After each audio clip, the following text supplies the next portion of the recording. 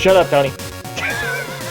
Hell of a way to start the show. What's up, guys? Welcome to the DualShockers ShockCast episode 184. I am here with loudmouth Ryan Meitzler.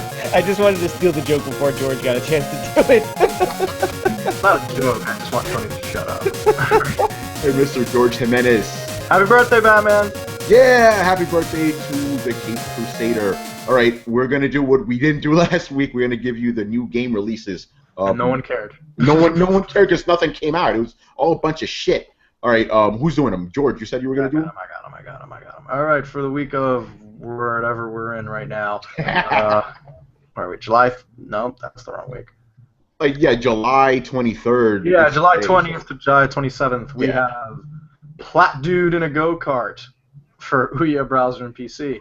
Oddworld, New and Tasty, PS4. Teenage Mutant Ninja Turtles Training Lair, which I might actually buy as a goof. But Le Tour de France Season 214 for PS4. Might and Magic, Duel of Champions, Forgotten Wars, PS3. Ratchet & Clank Collection on the Vita. Halfway, PC, Linux, and Mac. Entwined, which looks super weird on the PlayStation Network and PlayStation Vita. Dungeon Defenders Eternity on the PC. Ali on the PC. Unrest, PC, Mac, Linux. Machines at War 3, PC. Adventuresador, When Pigs Fly. Adventuresador? Okay. Siesta Fiesta on the 3DS. Wooden Sensei on the Wii U. Master Reboot on the Wii U. Super Toy Cars, Wii U. Terrahedron? Yeah, I think it's Terrahedron. I don't know. Ryan, you're smart. It's Terrahedron or Hedron? I sucked at math. I'm looking for it now. Euphoria, the saga on the Wii U. Blaster Master. Terrorhedron. Terrahedron? Like Terrorhedron. tetrahedron, but dumb. Terror. Blaster Master on the 3DS, old Sunsoft classic. And Wii Sports Club on the Wii U. Basically the game that should have came with the Wii U, but whatever. I'm not going to start. Tony, what do you pick? Ratchet & Clank Collection for the Vita. That's like the only winner. The rest of these are like, what? Yeah, that's it. That's what I'm picking. Ryan? I am going with Oddworld New and Tasty, which I'm going to be reviewing once the PS3 and PS Vita versions come out, which hopefully should be soon, because I have a big soft spot for the Oddworld games. So. Awesome. Yep. And I am going to go with Ali, because it seems like a fun little skateboarding distraction on Steam. All right, take it away, Tony. All right. Yeah, you saw me being distracted because I like, I forgot my fucking name down there. Let me do that while George is talking. All right. So let's get into some of the things we reviewed. Wait, Crusader of the Cape. So I don't know because I was gonna say Cape Crusader. So I'm capes. You're like whatever. Advocate. Is that? Yeah, I'm an advocate for capes. There we go. You're a friend of capes. Is that how we're going here? Yeah, I could be a lot of things actually. I don't like it. All right, I'll change it. I don't know. I'm not imaginative like you guys. You guys always come up with these like witty things, and I'm always like. It's because we have all day to think about it. Yeah, not me, and I'm hosting the motherfucker. Anyway, George, you finally put your review up for Final Fantasy 3. Yes, I did. Do we need to say more about the game? We talked about it for like 3 weeks in a row. Yeah, I mean it's Final Fantasy, it's Final Fantasy 3. Just again, not an awful game. Like I said. You know, when you play it, it kind of feels like a history lesson. So if you're like a Final Fantasy fan, there's a lot to appreciate there, and it's like, oh, I see this. This is where Dragoons came from. Oh, that's cool, that kind of thing. But at its core, it's still a hardcore JRPG, which means that you will be grinding for days, and random battles every 4, 5, 6 steps, which can be super frustrating, especially when I was playing it for review. I was like, I just want to run through this, and I'm playing with like an FAQ, and I was like. I don't want to get lost. If anything good along the way, this will tell me. I'm just trying to run through and it's like battle. And it's one of those things where at least like as much as I like to make fun of Final Fantasy 13, at least the battles always looked exciting because you use like dramatic camera angles and always spun around, even though you just essentially were just hitting attack. This one you're doing the same thing, except it's that old like 4 dudes here are your monsters, wait for your turn and go at it. Really, you just want to like auto attack and move on. So that's never good when that's how I'm playing like the second half of the game is just. Or auto attack, move on, and the only time you actually want to use your brain is when you're at a boss fight or like the Yeah, usually a boss fight that's when You you're could like, say that a lot about a lot of like Final Fantasy games, though. Just like, okay, just breeze through it until the boss, then I'll actually see, use which shouldn't be the case. It's like Yeah, no, you're right. I you agree. should put as much care into all aspects of your game. Don't just have combat in there to be combat. Because to me, just take away the fucking combat and give me a boss fight. Like Yeah, that'll make my right. life so much easier. Like you don't have to put all this fluff in the game, and that's really what pads on an extra like 10, 12 hours of that game is every 5 minutes here, 2 minutes there, 5 minutes here, 2 minutes there, 2 minutes there. And it's like you can't get from your world map section to here, but it's still it's a nice looking game. It's colorful, like it's the direct port of the 3DS version that was a remake of the the 20-year-old Final Fantasy 3 that only came out in Japan. So that's always good because if you've never played that, there was a reason because you don't live in Japan. And outside of like people doing like fan translations or anything weird like that, there was no way for you to play this game.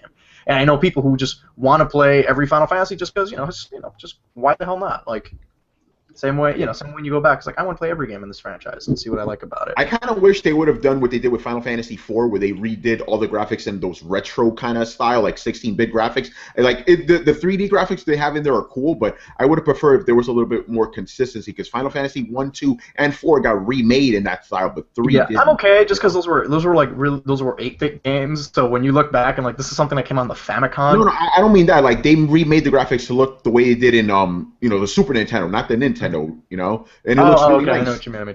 That's Yeah, fine. they made it look like Final Fantasy VI, basically. I was okay with the stylistic choice. To me, I think that makes the game a little bit more interesting, just because it is the same typical like here's your little town, here's your desert city, here's your ice thing. I was like no, like when you see it in full 3D, it made a lot of sense that if I told someone it was a 3DS game, they'd be like yeah, it kind of looks like it would be a 3DS game. It's got that color and it's just got that cool little. You play it and you're like oh, this has like a cute Nintendo vibe to it, but yeah, I think give it like a 5.5. Like I said, it's average. You play through it, everything works properly. But like, unless you're like the most diehard of JRPG fans, there's really nothing for you here. And also, it's like $16. So I think that was a big turnoff for me too. And like, yeah, I got it for free because it's a review copy, but I don't think I couldn't honestly recommend it to someone who's just kind of like, oh, I'm curious about this game. But unless you're just like, I need to play every fucking Final Fantasy game right now. I would wait. It's probably a good game, when Steam does their Steam sales and stuff. Even though Square Enix games rarely ever go on sale on Steam, but if you ever see it for like $4 or $5, I'd pick it up and just nice little cute little history lesson. I didn't mind it too much. Also, you can name all the characters, so I give them all like stupid names, like Whiny, Nice, yeah, whiny, yeah. Whiny and Jerk and George. So that was fun. You gave one guy the normal name. Yeah, the main character. Nice. My best, and I wanted to use a screen cap in the. I might have tweeted it out, but I wanted to use that in the review, but I felt like it was a little bit too negative. Where at some point, my main character, whose name is George, is like in the middle of a dungeon. He's like, gets up and he's like, "What am I even doing here?" And I was like, "Oh, that's how I feel. Thank you, said it, George. Little digital George nailed it." But yeah, he really is you in digital form, man. Yeah, well. Capture that Georgeness. All right. So then, Melissa put up a review for Divinity: Original Sin. George, did you say this was an RPG-ass RPG? That's how you described it. Yep. It is. It is that. I've managed to sink more hours into it, and like thankfully, it's one of those games I'm happy I didn't review, just because it probably would have killed me. But I'm maybe like 8 hours in, and I don't think I've left the main town. Oh, jeez. Just because there's so much to do, and there's so many distractions, and it's so like it's not an easy game to learn. You kind of have to learn by fucking up your characters. So I've started over maybe 2 or 3 times just because I put the wrong stat points in the wrong thing, and then I have people like on Twitter or people mail me just saying like, no, dude, you did it wrong. You have to start off with at least one magic guy and a thief because you're gonna get a warrior and another wizard. I was like, oh, I fucked up, and it's a lot of that going on. Nothing's explained. I didn't know how to revive my characters until maybe 20 minutes into the game. Oh, jeez. Like, you got to scroll resurrection use. I was like, wait, what? How do I do? Yeah, it's so old school in that kind of thinking where it's just like a lot of needless menus, but in a way I kind of like it. Just like I feel like I'm putting work into it. Like if you want to fix your gear, you got to make someone in your team learn blacksmithing, and I'm like, wow, that's hardcore. Or like one person has to be a dedicated like item identifier. And I was like, really, this should all be just one button, or just have someone do it for me. He's like, no, you do everything yourself. Even the way you barter, it's like, I talk to you, I can buy stuff off Tony, and then I put what I want to sell in the thing, and then I put like a suggested like, I'm gonna give you $600 coins for your sword. and then you're gonna like give me a counter offer, be like, well, I want 700 and your potions, and you're like, fuck, all right, and then you kind of meet in the middle, and it's really cool, and you can get points where like charisma points and barter points where you can just throw in there. So yeah, there's a lot going on in that game, and that is a great RPG to dive into, just because, and the combat's it's like really this cool little like turn-based thing, which I like.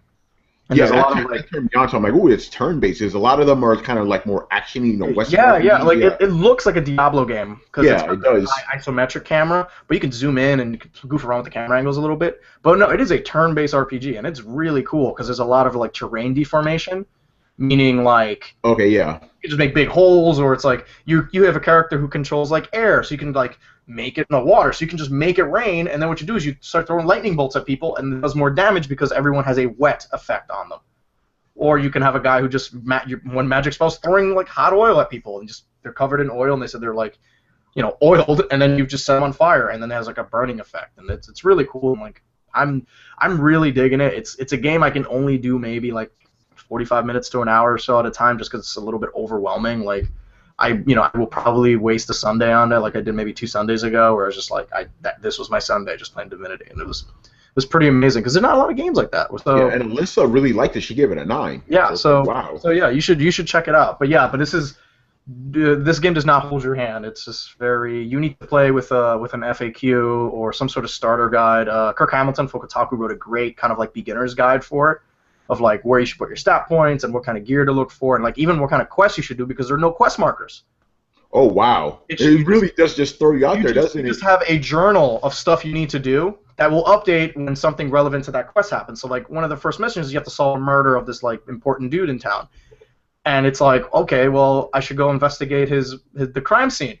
I had no idea what a crime scene was. No one told me. I had to like talk to random civilians and be like, hey, tell me about that murder. He goes, oh, it's a shame it happened in the hotel. And they go, bloop, happened in the hotel. But you have no marker for the hotel, so you have to explore the whole goddamn town.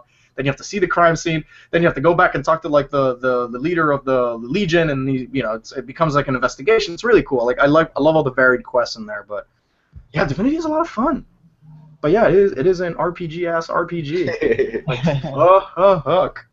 Awesome. And then finally, E3 threw this off for me. I finally reviewed 2 Tomb Raider comics. That throw those out there. And George, I'm trying to get you The Witcher, because the guy sent me he sent me 2 issues, then he skipped 2 other issues, then he sent me the last one. It's like, George can't work with this, man. So I'm trying to get you the other ones. But dude, the storyline is really cool. I don't want to say too much, but I like where it's going. I'm sorry. Are we in prequel or like after the first Tomb Raider? After Tomb Raider.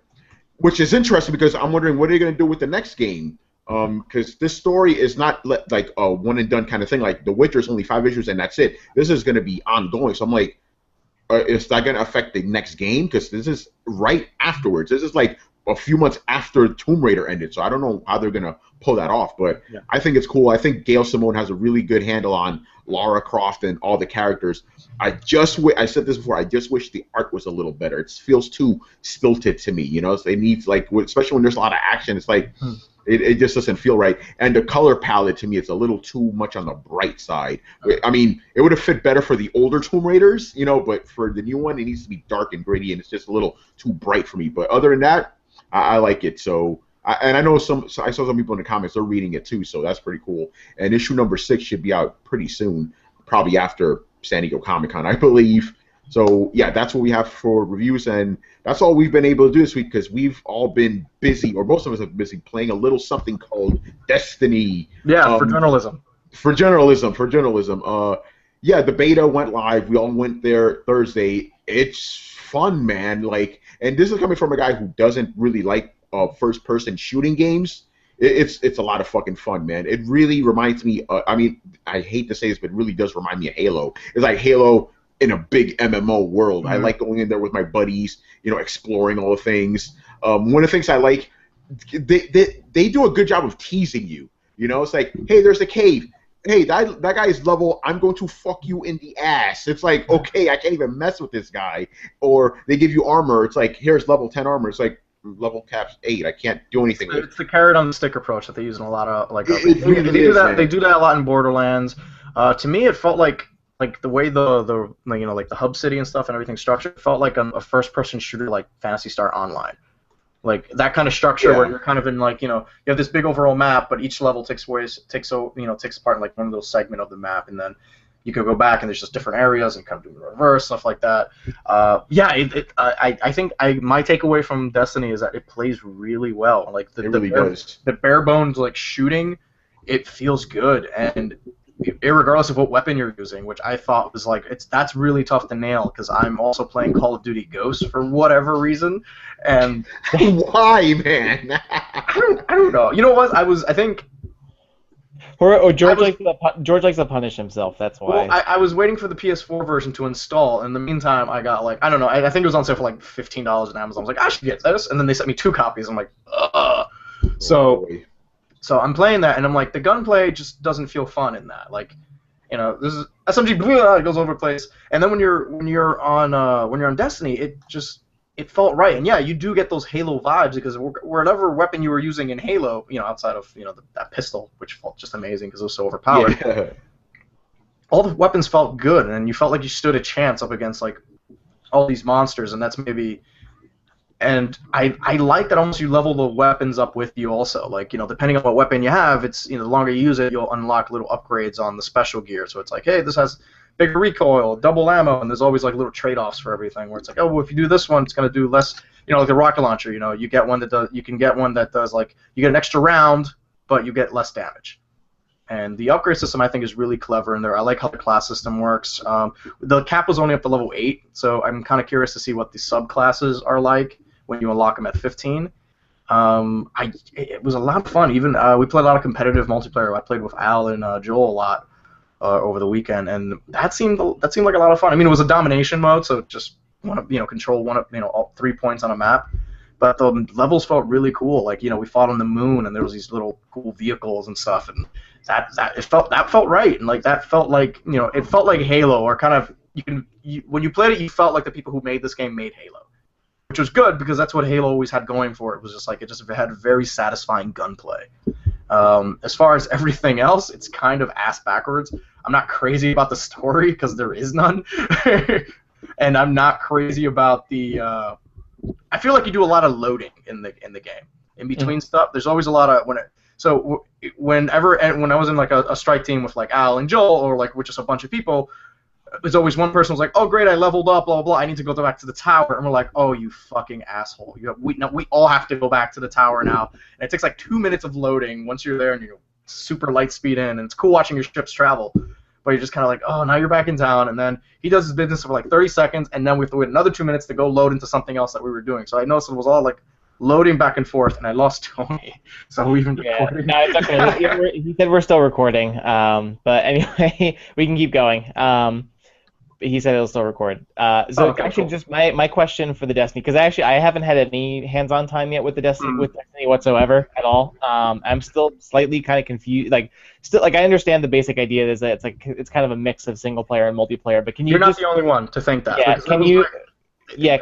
Can you just do like a quick like summary, I guess, of like what the gameplay is like and like how the beta works? Basically, the beta works is this is a cooperative multiplayer shooter. You can play it single player, because you can, but it's not great doing that. Right. I think it's probably easier to say where it feels it's got the Borderlands co-op. That's actually when you said like the co-op shooter, that's what I was thinking was like Borderlands. So it's got that, and it's got a very Borderlands vibe to it because like you shoot a dude, you see numbers come up above their head, and that is the game at its core. Like cooperative shooter, you got objectives, go point A to point B.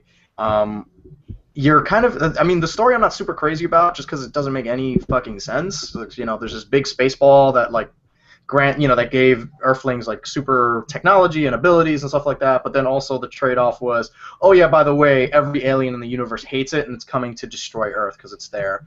And you play a resurrected Guardian, you come back, Earth is destroyed, there's one city left, and you have to stop the impending darkness that's coming. It's just super generic. Also doesn't help that like Peter Dinklage's voice performance is really not great. Yeah. Like, I think people are making too much of a big deal, like, oh, it's terrible. He just doesn't sound excited at all.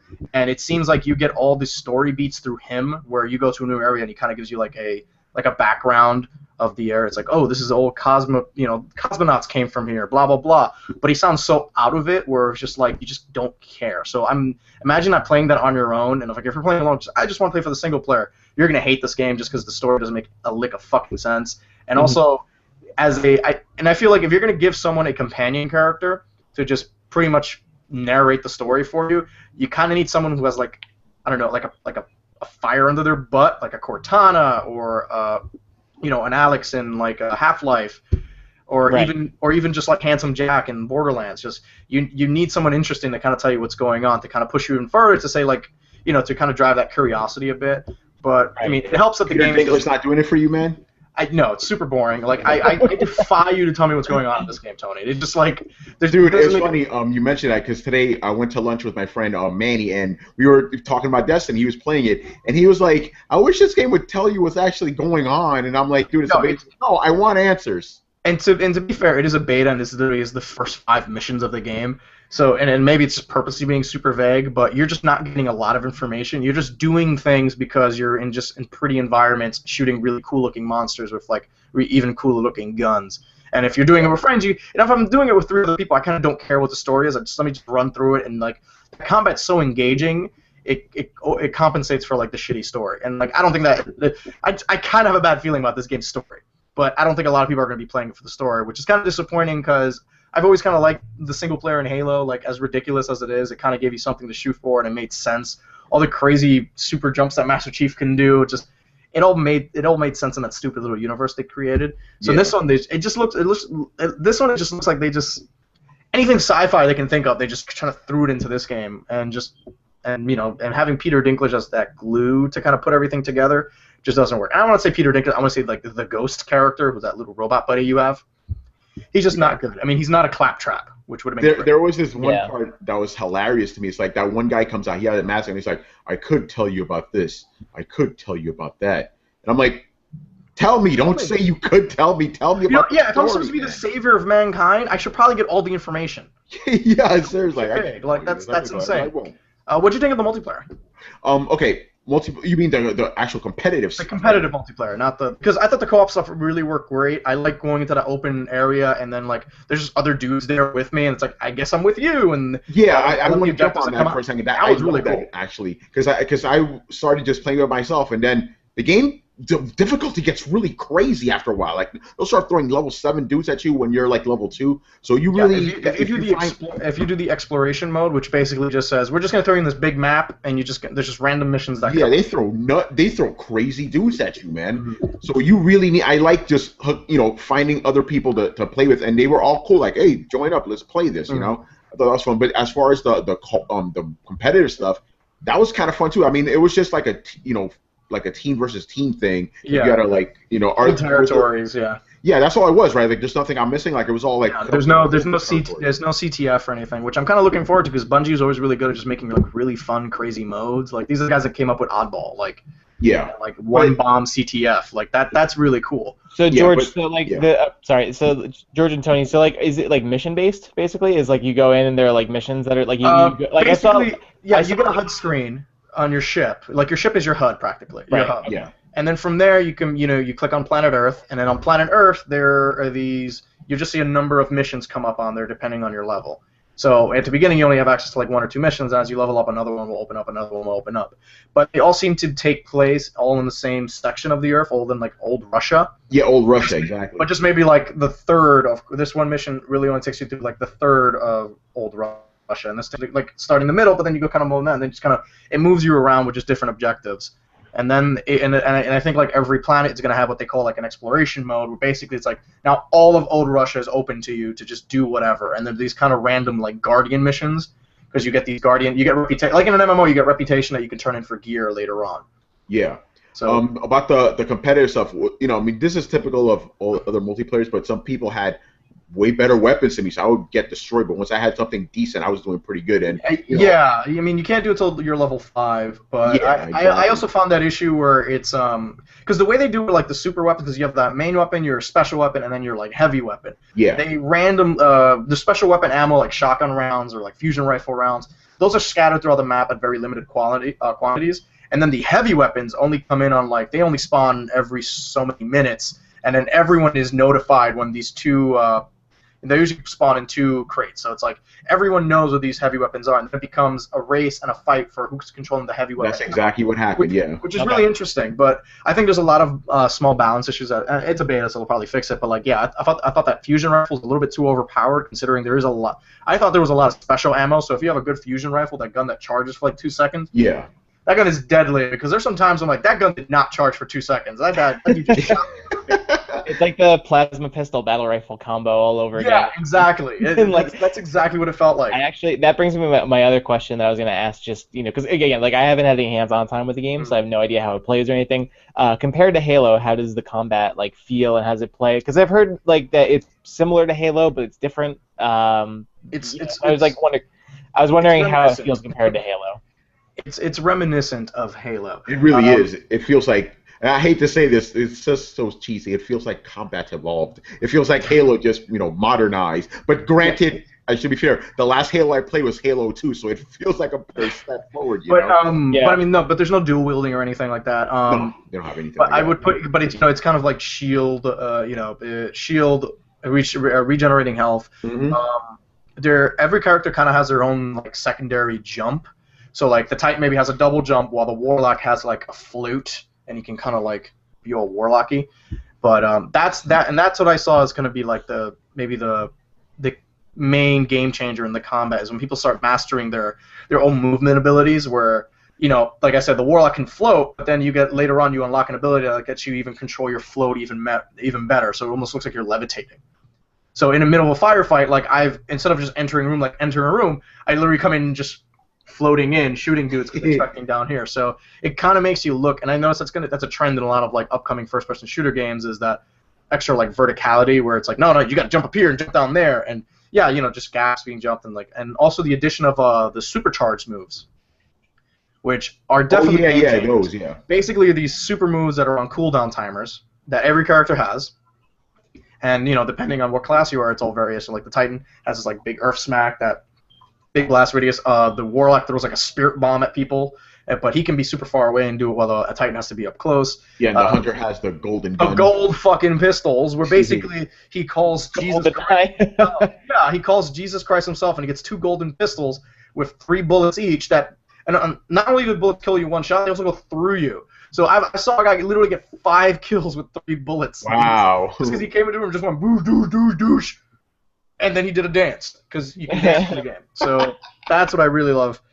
The dancing. It's weird, because going into it, I didn't quite know what Destiny was. I just heard a lot of terms being thrown at me by Bungie. It's a cooperative MMO with a persistent world. I'm like, what is this game? And you got a better sense, and you'll see when you play it, Ryan. It kind of starts to make a little bit more sense as you. I still can't give a definitive answer though.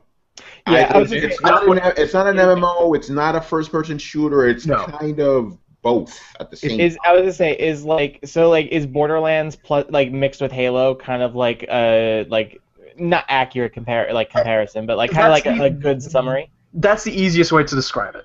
Yeah. Okay. Just to get because I haven't really had much of an idea of how the game plays, like all that. So I've just been trying to imagine how does this work? Admittedly, I haven't played too many MMOs, so my basis for comparison is very limited. But when you got into the hub world where you could see your character in third person, to me that was very much like DC Universe Online. When you go into like Gotham PD or the Hall of the Tower, and then there's vendors, and then there's people who like, oh, you want better ship stuff? You can go to the ship, right, and you'll take care of your ship.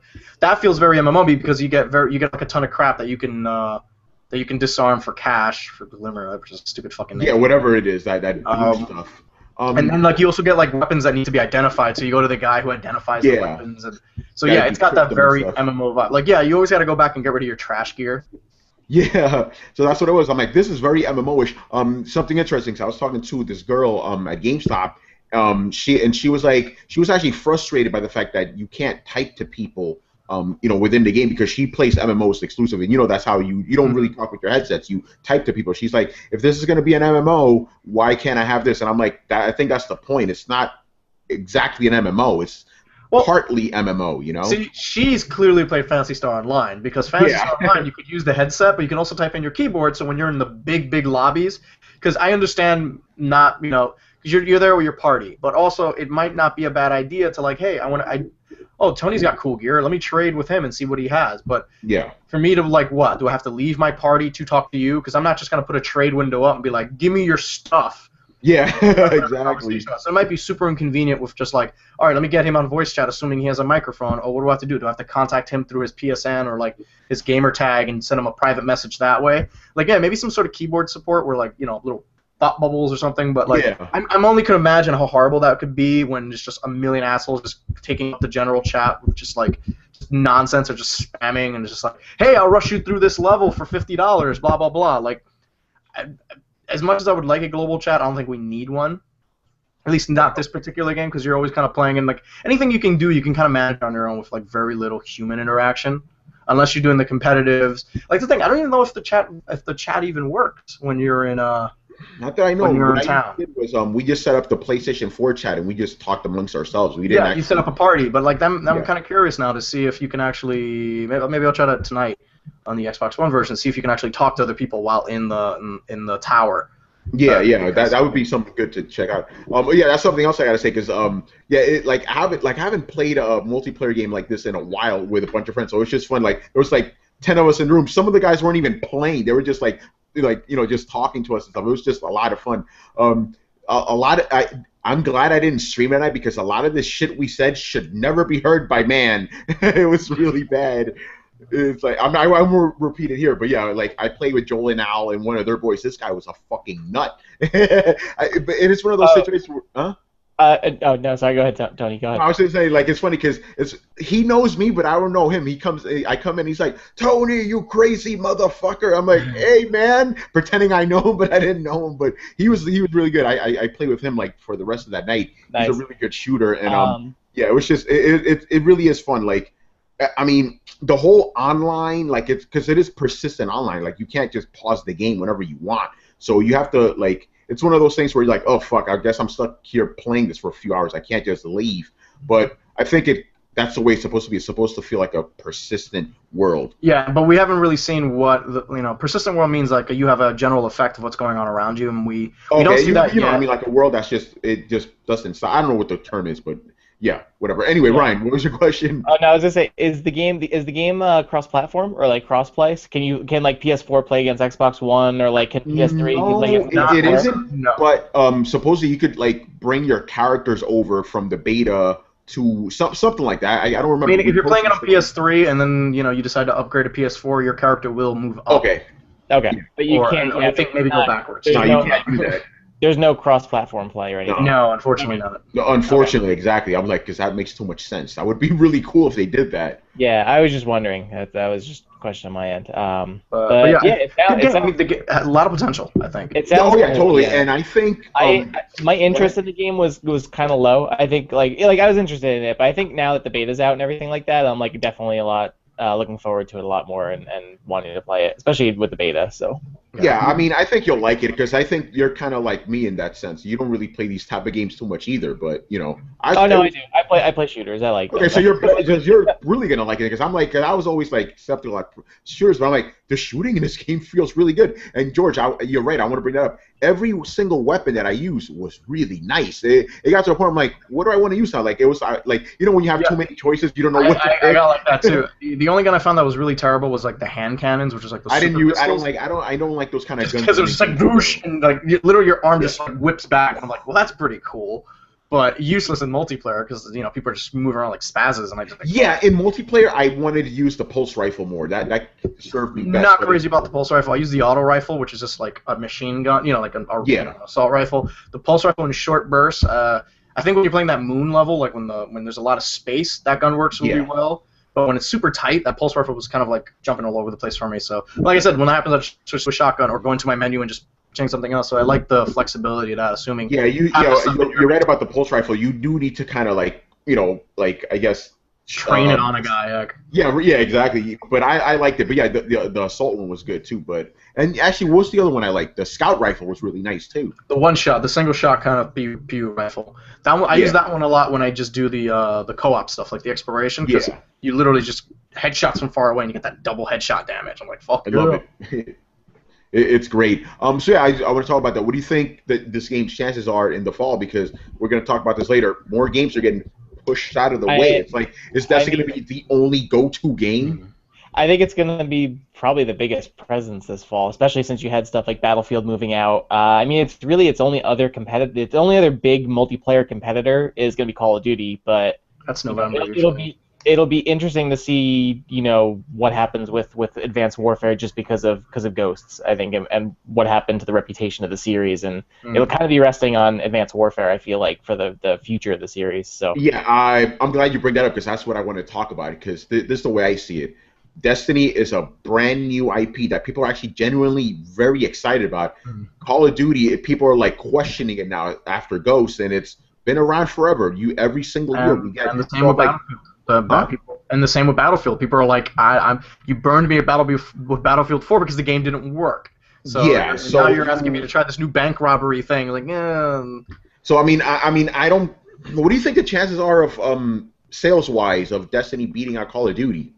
I think the only well, actually, Advanced Warfare, it's going to be on Xbox One and PS4 first, right? And then it'll be Yeah. out on 360. Okay, because I was gonna say, because that's the only thing is that it'll be tougher to see because the install bases for Xbox One and PS4, even though it's still going to be a year after both systems are out, they're going to be lower because there aren't as many Xbox Ones and PS4s out there as there are 360s and PS3s. I think Destiny seems like it has more hype and excitement behind it than Advanced Warfare does, so I think I'd give it the edge to Destiny. But I mean, again, we could be underselling Call of Duty, and Yeah, we could be exactly. it could be just because of the name alone. Because even when there is a lackluster Call of Duty, like Ghost, for example, it still sells pretty well, even yeah, if it's it still didn't Call of sell Duty. as. There are people who Yeah, don't. it's still play Call of video Duty. games There are still often. people. And there are still those people that only buy like 2 games a year, and they Madden and Call of Duty. they only buy Madden or Call of Duty, So again, it could do really well just based on that. So Yeah. So I think it's a given that this game will actually do very well. It's just I was just wondering if it'll And actually. I mean, is this going to be a billion seller? I mean, Yeah. maybe. And then We the don't- legs. What about we the legs? don't- How long is it going to last after launch? I mean, the fact that it's an RPG in a sense that I think it's going to give a little extra longevity, and I think also it's a competitive multiplayer, so those always think have. Yeah. I think it'll have more longevity than Advanced Warfare will, just because Bungie's done such a good job of keeping their game. Because again, Bungie doesn't release games every year. They release them every couple of years, and they manage to keep them going for a long time. Versus Call of Duty, where it's like, okay, play it for 1 year, then the next one comes out, the next one comes out. So. Yeah. So I bring up the longevity. An oddball or like Griffball come to like a Destiny just out of nowhere. Like Griffball didn't show up until like Okay. second year in Halo 2. Just like Yeah, the reason I bring in the longevity thing is because for me, I'm playing this beta and I'm like, I could see myself playing this for like hours on end, like a lost weekend. So I think in that sense, the game probably does have very good legs on it. It'll probably last a while. Also, And it don't forget the more most stuff to important it. thing. Don't forget the most important thing. It's a co-op game. Yeah, There are not that exactly. many games that you can go on Xbox Live and be like, hey, you want to jump on and like shoot some vandals in the face? And like, yeah, sure, why not? You can take that same group. It's like, oh, you want to go? So you don't have to. It's almost like 2 games in one, where you kind of have that cooperative sense, where it's just like, I just want to like level up and get some cool gear and like do that. And then in that same game, you can say, no, I just want to shoot other dudes. Yeah. Tag them and do that. It's actually literally in the same. You just get on your ship and go to a different area. Like you just open up another map and you're there. Yeah, So- and then the other thing that I was thinking about is, and I said this a while ago on my old podcast, like I was wondering what is going to be the next genre that's going to take over the game industry. Like, platformers had their heyday. Before it was first-person shooters, and I was wondering what's going to take over for this one. And I said it's probably going to be an MMO of some sort. I didn't think about the first-person shooting part, but because the most essential thing nowadays is, like you said, a sense of community. People like to play together now. So you need that. You need the online thing, but you also need like the quick pick up and play thing. This game has both. You could sink a ton of hours into it, or you can just play for 10 minutes. So I think this is probably we're going to see a little bit more of like competitive and forced grouping that it does, particularly on like the strike missions, which are just instant part where even if you go out alone, it's just gonna give you 2 random dudes to do the mission with. Yeah. Usually, if you're playing an MMO and you had to do a hard area like that, you had to wait around town, but looking for group for blah blah blah. I need a tank and a healer, and then you literally can waste the whole night doing that. In this game, it's like, hey, there's an instance, everybody just goes to it, you know? So, yeah, go ahead, Ryan. Yeah, I think it'll be. I don't know if it'll be necessarily a genre, like, first-person shooter or platform or something like that, but I think maybe those types of games where they are, like Destiny, where it does incorporate kind of single-player and multiplayer at the same, like a hybrid. Mm-hmm. Or even another example I was thinking was Far Cry 4, and how it's going to have the drop-in anytime co-op. Yeah, that's another aspect. So maybe, so I think it'll just be more of that sort of social, so like that sort of multiplayer, single player, like aspect where it's like, it's a single player game, but you can also either at any time or whatever, it can become a multiplayer game, or it can, how Destiny's kind of becoming this sort of like hybrid. Exactly. I think that's what it is. That this could be a sign of what we could expect to really take over. Because I know some people still think that first-person shooter is going to be the dominant genre. I'm like, no, it's evolution. Evolution. Well, things need to die out. I think first-person shooters are not going to go anywhere just because they're the easiest to play, or it's no, they're not going to go anywhere. But I think they're just going to be incorporated into other genres. You know what I mean? Yeah. But but I don't think I see like roguelike RPGs becoming like mainstream anytime soon. A Rogue Legacy is never going to be like on everyone's wish list, but even as awesome as that is. But no, I think you're going to see a lot of first-person shooters with just these weird, like Destiny is a first-person shooter. That's just what it is. But it's got really weird RPG elements there that are just, you sit there and like, this is kind of like a massive multiplayer game. Which even if you don't play massive multiplayer games, you're being introduced to these elements, and that makes me curious for people who don't play MMOs or online RPGs or anything like that. Seeing this, maybe seeing a lot of time wasting. Like maybe we just want to get in and shoot stuff, and it's like, wait, why do I have to go back to town to get better gear? I'm in the middle of something. That's interesting. I didn't think about that. Kind of curious to see what the attitude is going to be like. Mainstream wise, like what's that casual gamer going to think? Like, oh, okay, it's like Halo. I know what Halo is. I never had to go to a fucking town in Halo to buy stuff. Like, why do I have cash? But I don't know. We'll see, because we have to take into account that Bungie also has the infinite money that Activision can provide. So yeah, I mean, $250 million is going to straight legit advertising of this game. So you're going to see in the next couple of months just pure media bullet. You're going to see so much Destiny bullshit in the next couple of months. You might just buy it just because it was beaten into you. Yeah. George, what was that in your hand? It's a little T-Rex. Oh, nice. Very cool. But yeah, Destiny seems cool. Like thumbs up. I can't wait. Thumbs up. I'm looking forward to it. Like, I'm hoping the story is not terrible. Like, yeah. In the end, I don't think it's gonna matter a lot. Where it's just like, hey, listen, if I'm playing with Tony and Ryan and we're just shooting stuff, I don't really care why we're shooting four-armed aliens in the face. As long as they're fun. As long as they're fun to shoot in the face, that's all that matters. Exactly. All right, so let's move it on to our next topic. This was inspired by our little trip to Nintendo on Friday. We saw a bunch of things, me, Ryan, and Alyssa. And, yeah, Nintendo, man, they're interesting because, Ryan, you could vouch for this. Pretty much every game that we saw, when we asked questions, the response always was, that's a very good question. Shut up, Tony. Okay, guys, come on. Like, give us a little something here, but let's not get into the negativity. Ryan, I'm going to ask you this. I know your answer, but we're going to ask you anyway. What was your favorite thing that we saw and played? I mean, do we really need to say...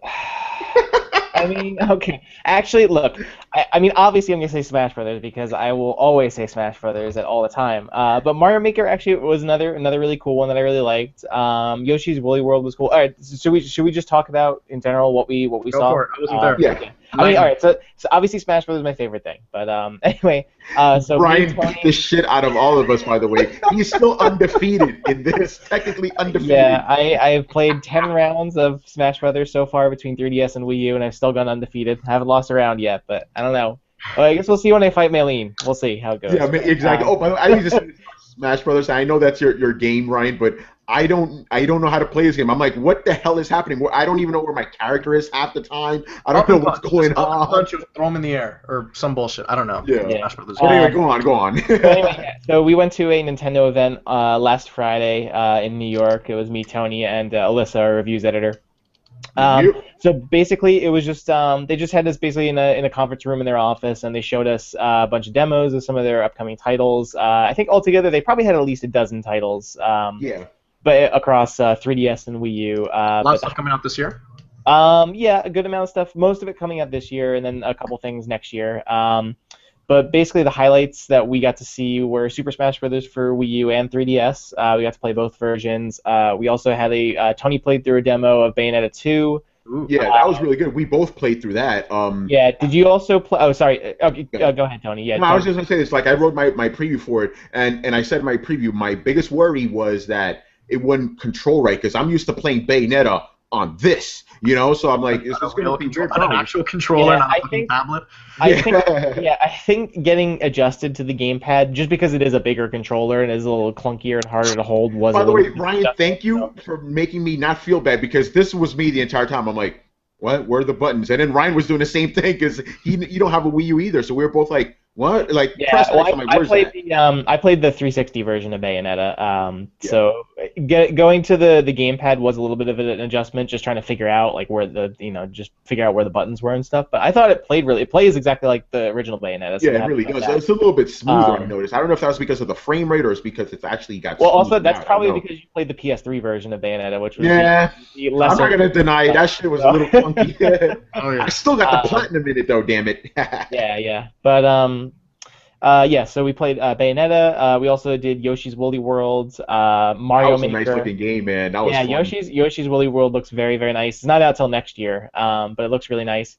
Then we got to play around a little bit with Mario Maker, which we had a lot of fun with. So, you made the awesomest board. I talked about that. Did they talk about how will you be able to? Can you share your levels that you make, or is this that's a very good question. One we'll have to wait for. That's exactly what they told me. Well, to be fair, I always said like Nintendo of America is like in such a shitty spot because they're literally at the whim of what Nintendo Japan does. So they probably don't know. Like I don't think they're being like PR coy or anything. I think they just clearly don't know because that's all they got from the Nintendo Japan like roughly translated press release, and it's like this is all the info we have. Like I don't think they can call someone and ask them like, hey, is this like via USB or blah blah blah. It's like no, it's like a 12-hour difference. They have no one to talk to.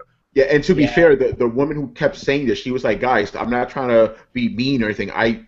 They are good questions. I just cannot answer them. Yeah. Like, okay, we understand. It's cool, Yeah, it's tough, but I mean, we still got a lot of cool stuff that they had. So I'm just trying to think. So Mario Maker, do you want to talk about that briefly? Yeah, Mario Maker was interesting because remember Mario Paint back in the day? Yeah. Kind of like an evolution of that, except because I said this in my preview. I'm like, okay, everybody playing Minecraft and Little Big Planet, what do? They always make Super Mario themed levels. So it's fitting that Nintendo would be like, here you go, make your own Mario levels.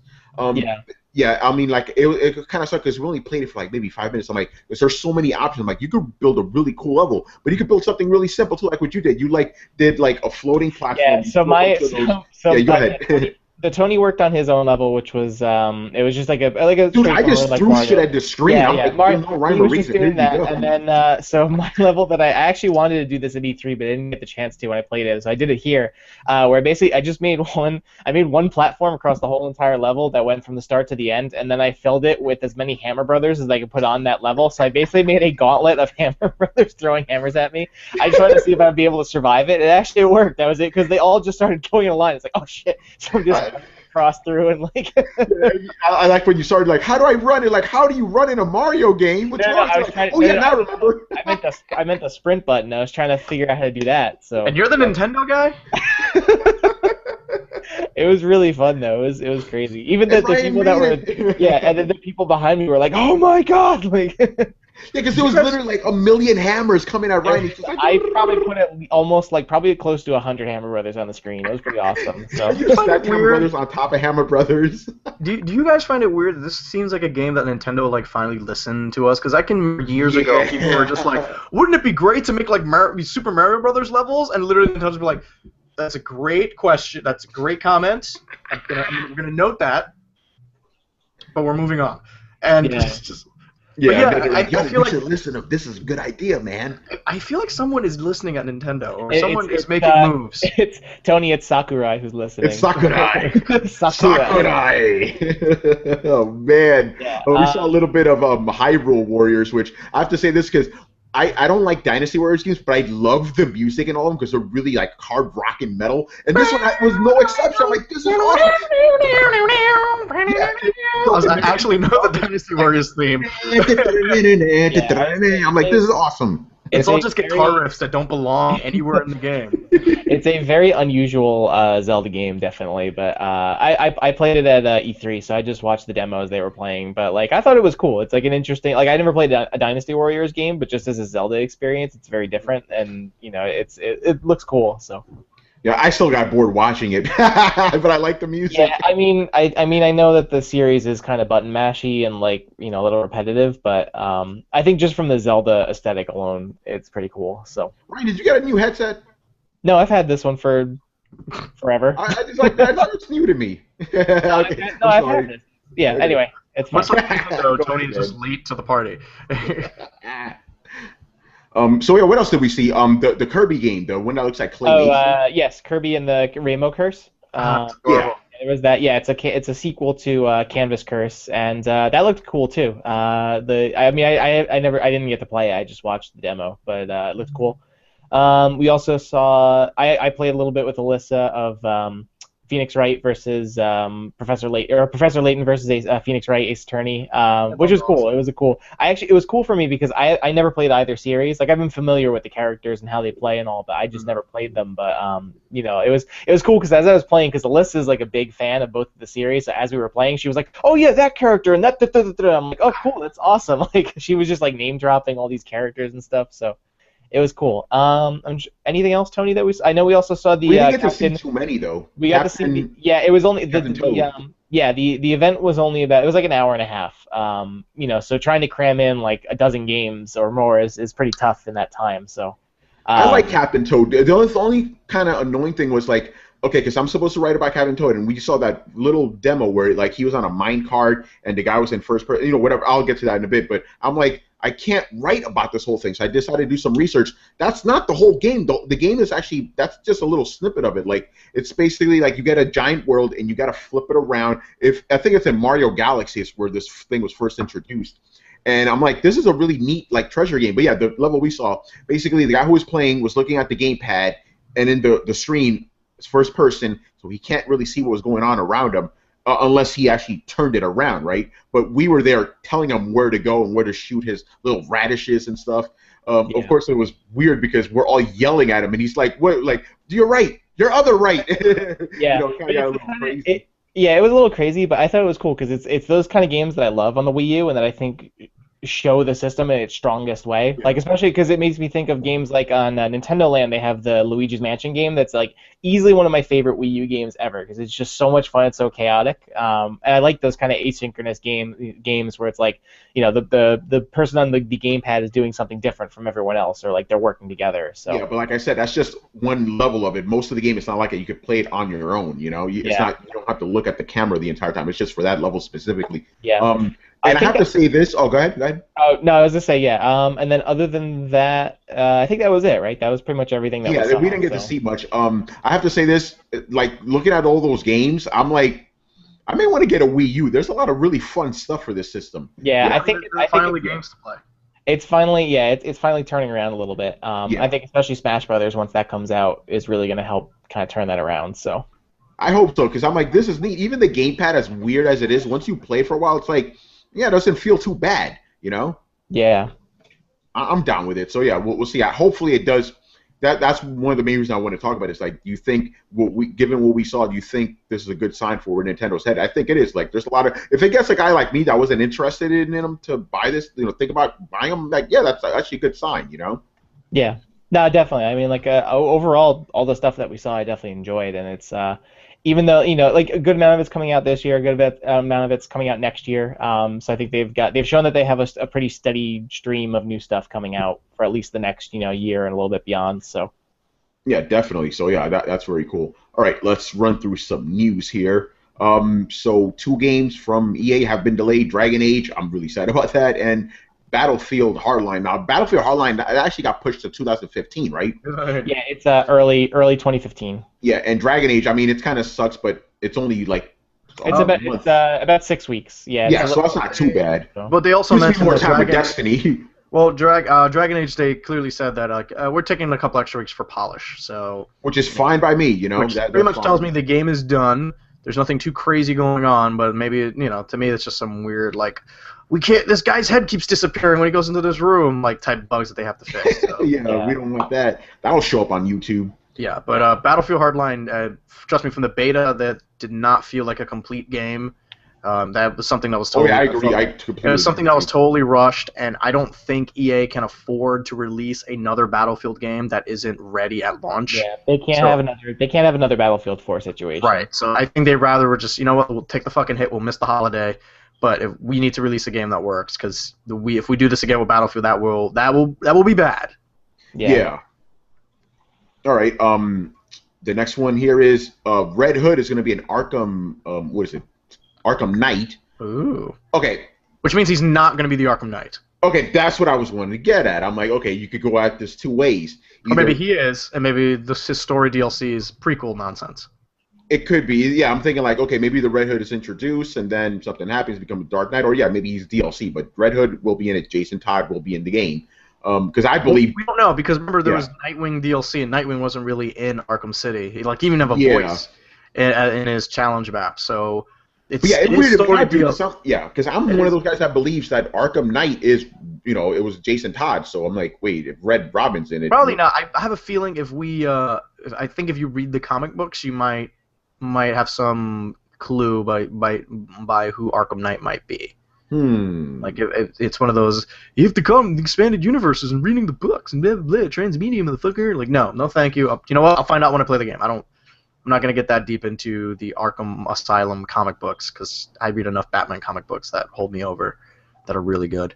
You're like, I read the real Batman comic books. But, I mean, it's going to be story DLC, so maybe 1 or 2 missions. I'm hoping it's like the Robin DLC, which is like a full single-player campaign. But no, it's pre-order stuff because you can get a Harley Quinn story DLC and other things. So they might be some weird... I would think it's probably like challenge maps disguised as story missions with some, with some narration and some I hope they don't do what they did with Catwoman. Remember that? You basically you don't pre-order, you don't get the a good chunk of the story. That was a little weird. But you know what? If the DLC is like that, I'm okay with that structure. I just feel like that DLC should just be included with the game. If it's gonna go that Catwoman route, it should be included with the game because you're cutting out big chunks of the story, or at least because and one of the main thing spoiler alert, but Catwoman kind of saves Batman in there because there's a history there, and you only know that because of the DLC. Yeah, you don't have the DLC. She just kind of shows up. You're like, oh, I guess it was nice of her. Why is she fucking doing this? Yeah, so I hope it's not one of those basically something's missing here. What's going on? Can't have that. Well, we'll see. Right. He looks cool. He's got the guns and the hood and all that. And, the red hood. And he's red. And he's red, man.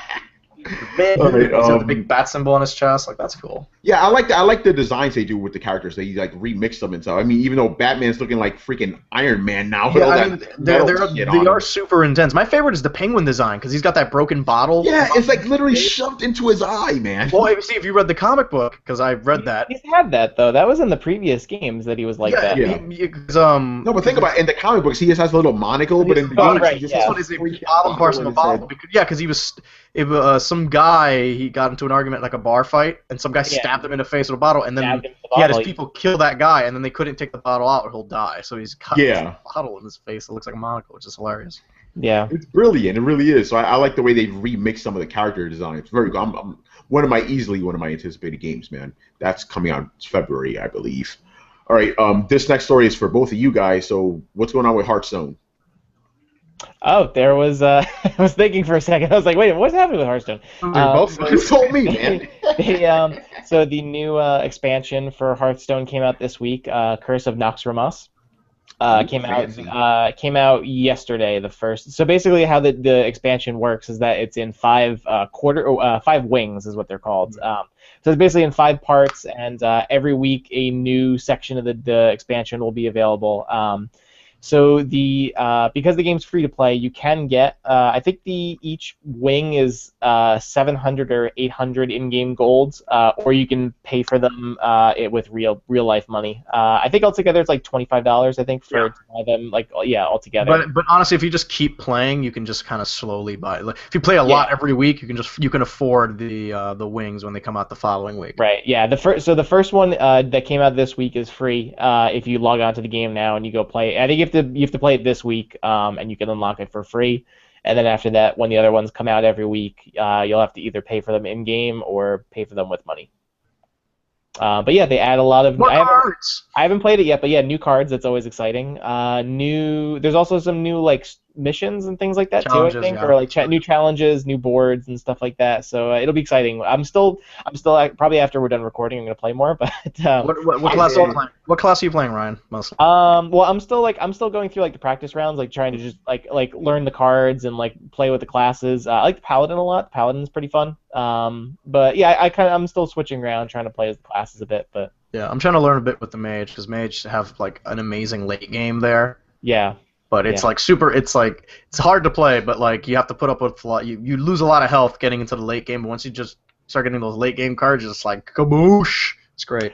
Yeah, that's what I feel like. The Paladin, I feel like I've been having a good just overall kind of game, like getting in minions like pretty early on, but also like keeping a consistent game so I can get to like the more powerful cards later in the game. But Warlock's good for that too, because Warlock is like you sacrifice a lot of your own health for like extra cards, so you have a higher potential of ending the game so much sooner. Because you because you have all the cards, or just ending the game sooner because you have no health. Yeah, but I'm excited to try Curse of Noxdramas. It sounds fun. So. All right. Okay. So Hearthstone was so good. Hearthstone. Yeah, then again, it's Hearthstone. Hearthstone's always good. So. Yeah. All right. This one we didn't post this, but it is a pretty cool story. I read this at Polygon. So basically, it was a story about how this son who used to play games with his dad when he was 4 years old. They used to play a game called Rally Sport Challenge on the Xbox, and after his dad died when the kid was 6. He couldn't play the Xbox anymore, for obvious reasons. It was just too traumatic.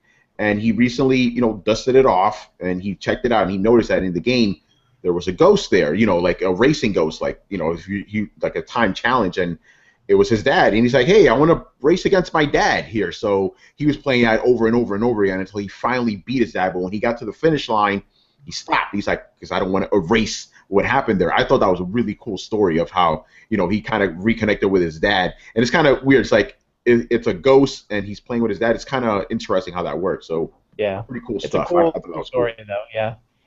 Yeah. All right. Something not so cool here. This makes me think of freaking Battleship. There's a space, like somebody bought the rights to a Space Invaders movie. How are you going to do this movie? Like, can't you just watch ID4 and just call it a day? I mean, we've had so many alien invasion movies. Do we really need another one? Or, what I think they should do? They should do one that's like a documentary on the actual game or something, or about a guy who's like obsessed with the Space Invaders. Just don't do it like a straight up like, it would be kind of stupid if they did that. Guys trying to do a Space Invaders movie and make it a comedy because they realize no one cares about Space Invaders. So it would be like the adaptation of video game movies, pretty much, I guess. Yeah. Because in theory, you just have the rights, so you don't need to make a straight, like, okay, oh my god, the aliens are coming. Get our tanks. Shield up behind these walls. The aliens only come in one formation. If they basically made it into, like, Starship Troopers, that'd be awesome. So. That would be great, man. Make it like Battleship, man. That's it. Yeah. Oh, God. Let's not say we did. Yeah, let's get away from that. All right. Couple of Microsoft news bits here. So they closed down Xbox Entertainment Studios, but Halo and Quantum Break, the TV series, are left unaffected. I guess this makes sense, Well, this was after they laid off they're going to lay off 18,000 people. There was like a massive restructuring going on at Microsoft where it looks like the new CEO is just trimming fat. He's like, listen, there's a lot of bullshit going on in this company. I'm going to clean things up. And so that's fun. But yeah, it's 18,000 people who are not fired immediately. They're just saying, hey, in 6 months, you may or may not still be here. Yeah, super motivating, I guess. Imagine coming into work. It's like, hey, you might be still work really hard, but you just maybe you may not be here. Just keep your options open. Yeah, it's sad, but I mean, those projects are still going to go. But any other projects, beep, that's it. They're gone. Yeah, it was all the original programming, like was I guess some Halo nonsense. I don't know, like that when they found all those Atari games, that was an Yeah. Xbox Entertainment movie that they managed to get out. But yeah, we'll see what happens. I wouldn't be surprised if a lot of that stuff maybe turns up later on, maybe like on a Netflix or something. Yeah, that's what I imagine too. Something like Or that. or maybe Amazon or something like that too. Yeah, like on one sort of on-demand service. Yeah, we'll see. But Exactly. And then the last bit of news for Microsoft, and I had to throw this in there because I threw it. It's very interesting. So they released an Xbox One ad that, showing a bunch of new games that are coming, like Sunset Overdrive, and it had narration from Rocky, and it was about like, hey, you gotta stay in the fight, life will punch you, you come back, and it's like, don't give up, Microsoft. yeah. So I'm like, that's very interesting. That Microsoft releases an ad where they're essentially saying, we're the underdog, we're going to come back. It's like, You know why? Because people like the fucking underdog. yeah, I think that's what it is. You're right about People that. like the underdog. It's who cares? It's Rocky. I'm fine. Whatever. Just do whatever you need. Just keep releasing good games. I'll be fine with it. Like Yeah. when Sunset Overdrive come out, that looks fun. When's Halo come out? Just throw me the games. I don't care. You don't have to use Rocky. Just show me more. Show me more Halo. I'm good with that. Yeah, and then for me it was funny because going back to Destiny, when I played Destiny, for some reason we just started doing imitations of Rocky. Like Joel was running around going like this, oh man, I ran out of ammo. The special enemy's like, I ran out of ammo. And one guy's like, what do you need ammo for? Just hit him with the left hook. It was hilarious. Like, why are we doing Rocky for like an hour? We're just doing our best. It was some of the shit we can't say on air, but yeah, it was just too much. Yeah, we're the worst online. Oh my god, it's like, no.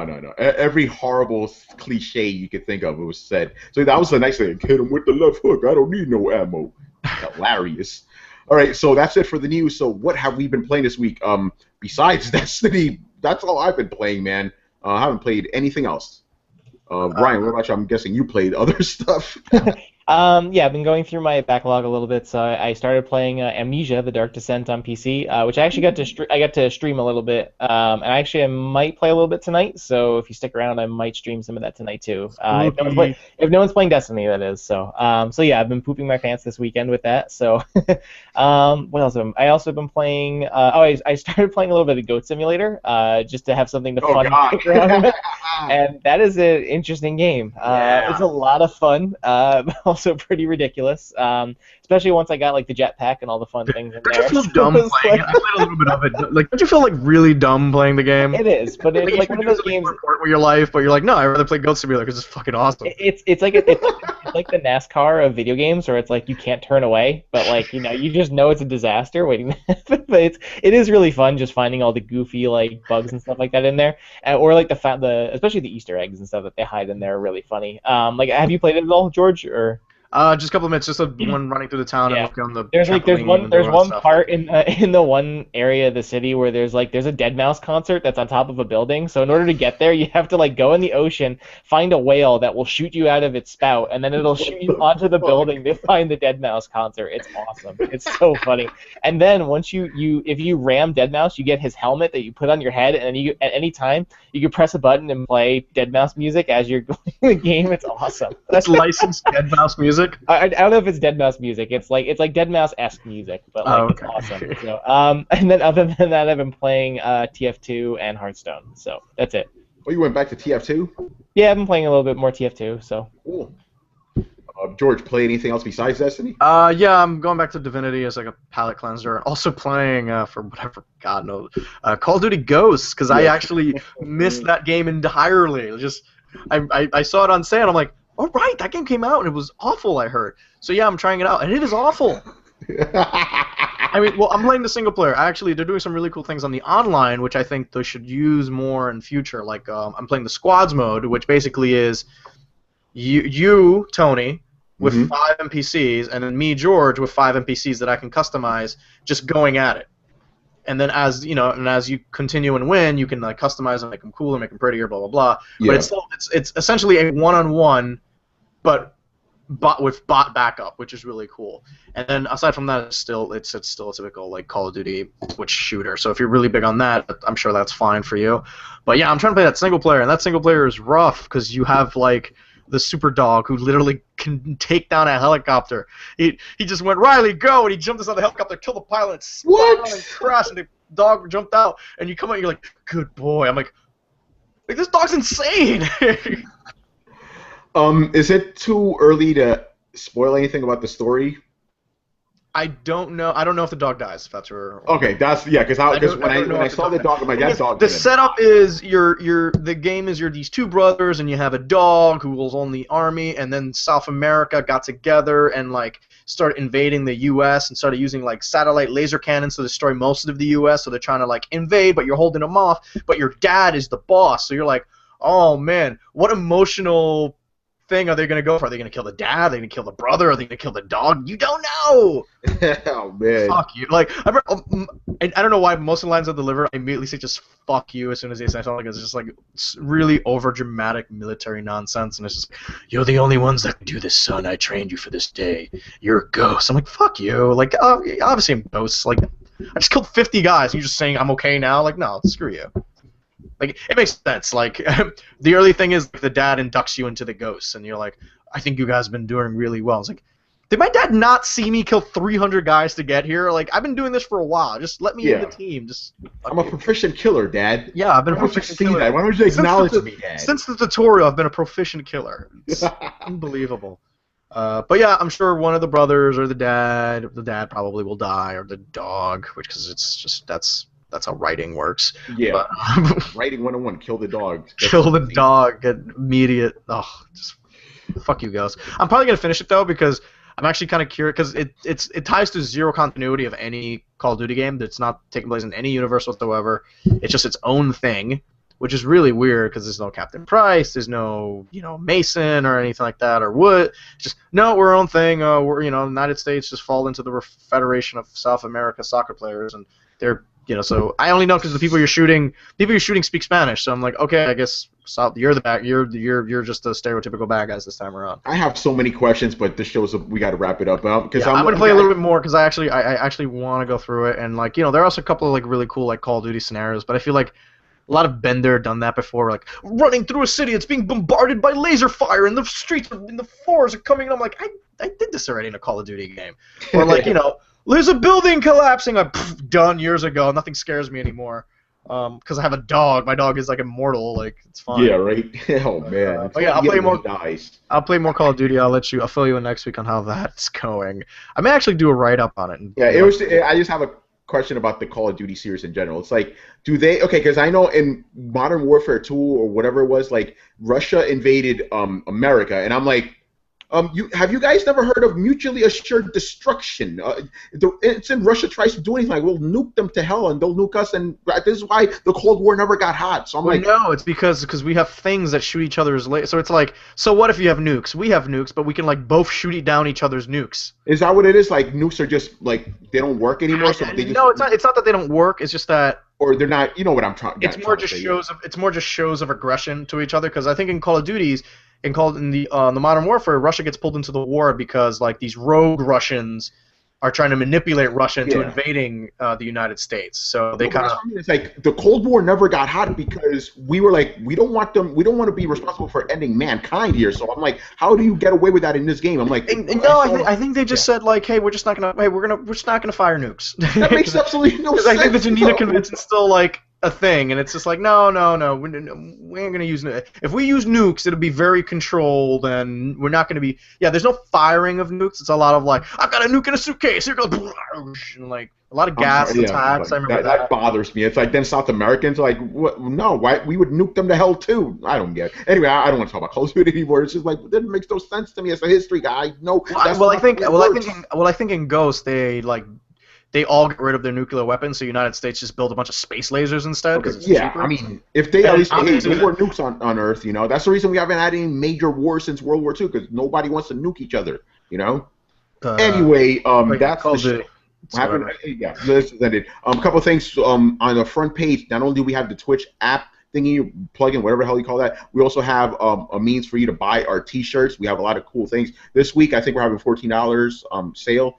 Typically $20, so I bought a shirt. Yeah, I bought a shirt as well, so there you go. Oh yeah, check this out. You guys got to see this shit. So I bought a shirt, and they sent me this. What the fuck is this? So I got to send this back. It's close enough. Yeah, it's that doesn't say DualShockers. I'm sorry. The Midwest division of DualShockers. So yeah. I was gonna say, so the sale ends, I think, on Friday. Yeah. Yeah. Which is today, I guess, or tomorrow. I don't know. Yeah. Yeah. Whatever. So yeah, that's my mom sneezing. Anyway, so yeah, we got that, and then happy 75th birthday to Batman. Today's Batman Day. Got to do that. George has his cool little icon there. The Batman. I'm Batman. That's from Will Eisner. He wrote a book called Solo, which got a bunch of Batman 66 stories in there. It's really good. You should read it. Ooh, that sounds cool. And that's pretty much it. So thank you for watching and listening. Follow us on YouTube, SoundCloud, iTunes, DualShockers. I was your host, Tony Polanco, and tonight I was joined by Ryan Meisler. I'm Batman! And George Jimenez. I'm Batman. All right, guys. We'll see you all next week. Bye. Bye-bye. It's not important who's under the mask. It's what I do. The math that matters.